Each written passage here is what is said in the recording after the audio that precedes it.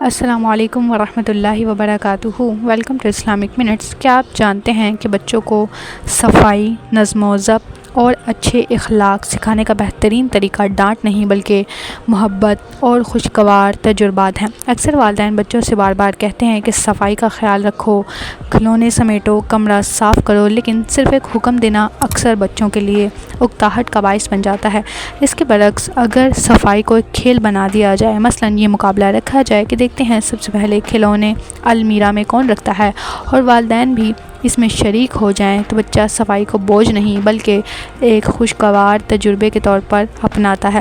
اسی لیے رسول اللہ صلی اللہ علیہ وسلم نے فرمایا، پاکیزگی نصف ایمان ہے۔ لیکن یاد رکھیے، اس عمر میں بچے کو صفائی کا درس صرف الفاظ سے نہیں بلکہ عمل اور محبت سے دیا جا سکتا ہے۔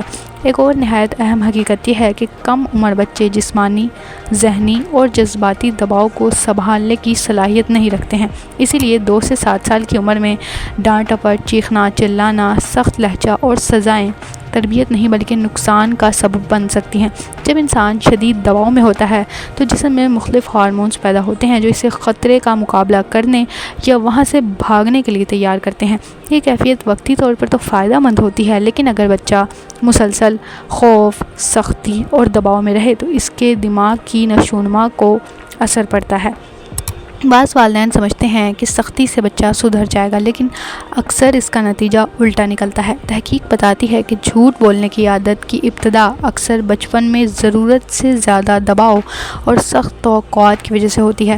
جب بچہ والدین کی توقعات کو پوری نہیں کر پاتا تو خود کو سزا سے بچانے کے لیے جھوٹ بولنا شروع کر دیتا ہے، اور آہستہ آہستہ یہ اس کی عادت بن جاتی ہے۔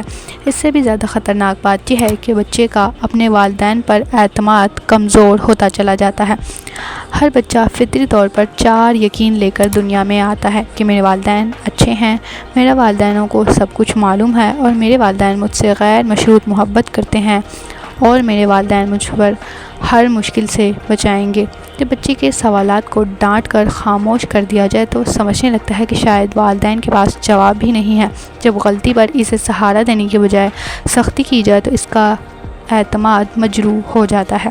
یاد رکھیے، جس طرح ہم اپنی عزت نفس کو عزیز رکھتے ہیں، اسی طرح بچوں کی عزت نفس کے لیے بہت قیمتی ہے۔ اگر سب کے سامنے ان کی تذلیل کی جائے، ان کی بے عزتی کی جائے یا انہیں شرمندہ کیا جائے تو ان کے دل پر ایسے زخم لگتے ہیں جو برسوں تک باقی رہتے ہیں۔